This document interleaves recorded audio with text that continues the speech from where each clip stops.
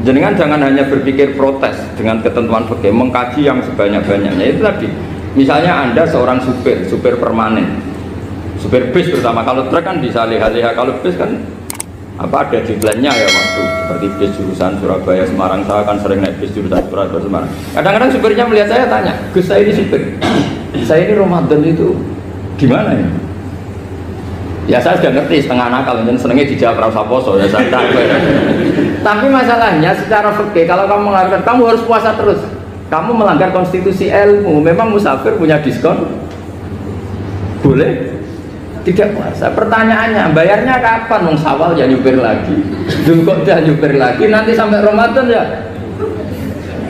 Nah terus, ya pas kamu cuti, biasanya cutinya pas sakit, boleh diskon lagi karena sakit. Coba.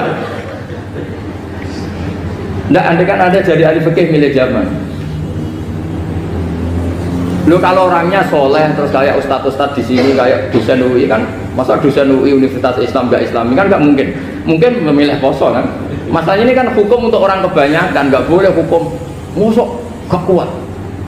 Bu, sahur jam 3:30 ngombe vitamin pokoknya harus kuat.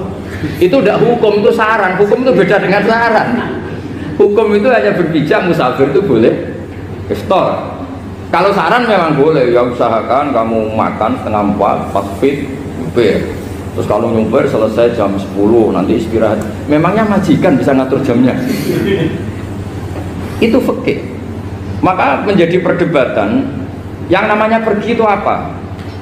Menurut Imam Syafi'i, pergi itu ya dari rumahnya ke tempat yang asing yang tidak wilayahnya, namanya pergi.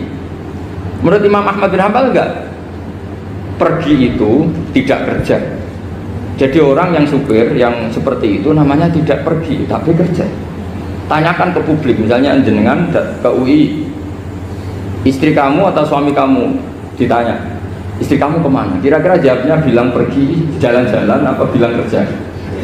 Kerja. Makanya kata Imam Ahmad bin Hanbal, mudi musafar atau orang yang berprofesi, yang profesinya memang harus pergi, kayak traveling atau supir, maka itu namanya tidak pergi, namanya itu kerja.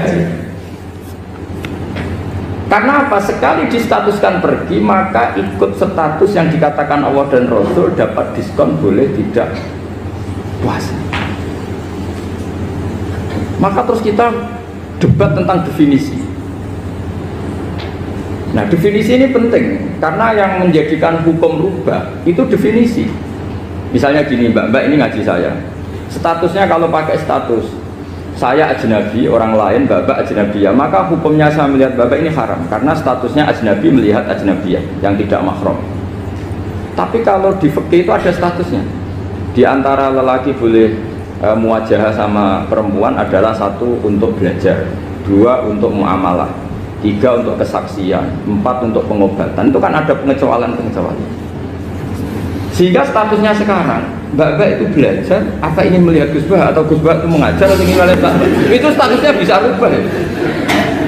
Makanya kalau sebetulnya kalau kita marung di warung misalnya Padang, kita nggak pilah-pilah, kebetulan pelayannya perempuan itu masih bisa ditilah cara fikih. Saya muamalah marung, cuma kebetulan penjaganya.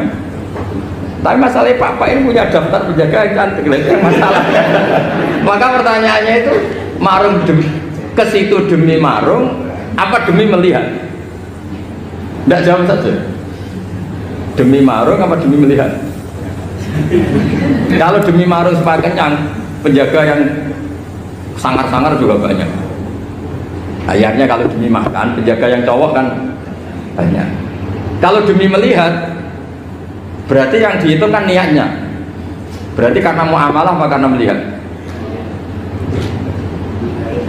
Melihat. Itu status. Jadi makanya kalau mudi musafar itu namanya orang pergi atau orang kerja? Orang kerja. Maka menurut pikirannya Imam Ahmad bin Hanbal seperti itu harus puasa karena dia adalah pekerja bukan musafir.